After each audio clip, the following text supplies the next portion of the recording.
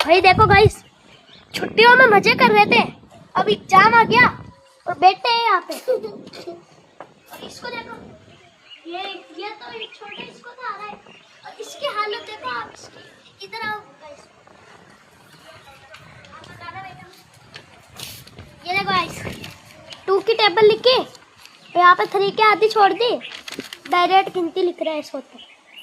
अब ये 10-20 पता नहीं क्या लिख दिया, और ये 1 को लेके 10 तक ये क्या है फालतू का, समझ में नहीं है। 11 को ऐसे काट दिया, पता नहीं क्या लिख रहा है।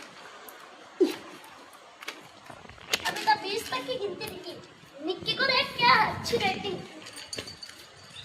भाई यार देखो गाइस, इधर आओ देखो, ये भी फर्स्ट क्लास में और वो भी फर्स्ट क्लास में, और इसकी राइटिंग का अंतर देखो आप। देखो ये कितना अच्छा लिख रहा है, और सारी टेबल भी आती है।